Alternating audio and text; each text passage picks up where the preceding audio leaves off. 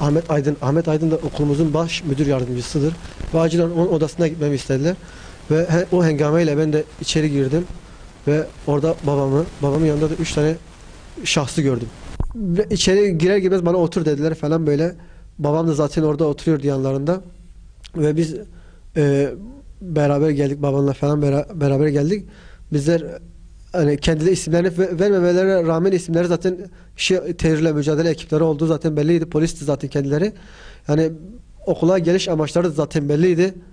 Belli ki yani gitmiş oldum İslami sivil toplum kuruluşlarına gitmiş oldum öğrenilmiş ve bu onların demek ki yani onları rahatsız etmiş olduğunu düşünüyorum. Hayır, ilk defa gördüm. Babam zaten vardı. Müdür baş yardımcısını zaten tanıyordum.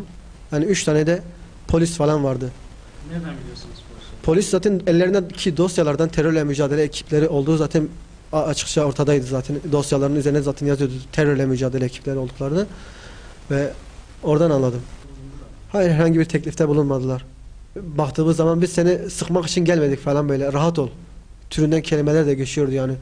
Hani sanki bir daha geleceklermiş gibi edası falan vardı yani. Kendini sıkma fazla, rahat ol böyle. İsim listesi istediler zaten benden. Okul baş müdür yardımcısı Ahmet Aydın elime bir kağıt uzattı ve bir okulda bulunan arkadaşlarının ismini yaz dedi. Müdür yardımcısı mı onu uzattı? Evet, okul müdür baş yardımcısı Ahmet Aydın istedi bizden bunu.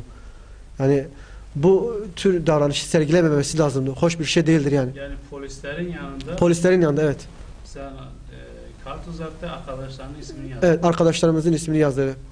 Özellikle bu geçen sene gitmiş olduğumuz bilgi eğitimlerin düzenlemiş olduğu yatılı öğrenci şeyine. Babam evde sabah uyurken babama acilen telefonla arıyorlar ve acilen emniyet binasına gelmesini istiyorlar. Onun da oraya gelemem, imkanım yok diye söyleyince onlar da karakola geçip orada beklemesini istediler. Babam da karakola geçip orada onu alıp direkt okula gelmişlerdir.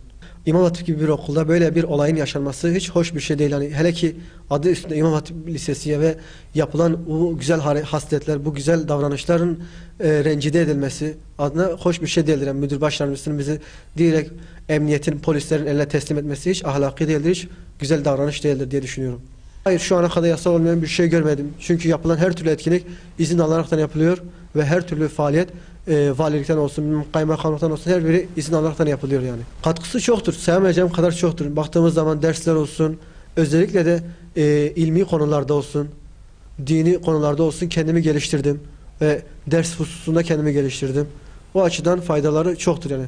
Hakikaten de fuhşiyat olsun, uyuşturucu olsun, dediğiniz gibi hap olsun, her türlü şeyler ortada aşikar satılıyor yani. Bir de polislerin gözleri önünde yapılıyor yani bu tür şeyler. Yani polislerin gelip bunlara müdahalede bulunması gerekirken gidip onların davranışlarına gidip onlara müdahalede bulunması gerekirken gelip bizim gibi öğrencilerle uğraşması abestir yani. Ki kendileri halkın güvenliği adı altında sözde halkın güvenliğini sağlamak adı altında amblemleri falan var ama bakıyoruz ki halkın güvenliğini sağlamak için çalışan insanlara müdahalede bulunuyor ve halkın güvenliğini tehlikeye sokan insanlarla uğraşılmıyor, onlarla mücadele edilmiyor. Bu ise çok benim kafamı karıştıran bir meseledir. Ufacık çocuk esrar kullanıyor, uyuşturucu kullanıyor ve bunların ölümleri çıkıyor ortaya.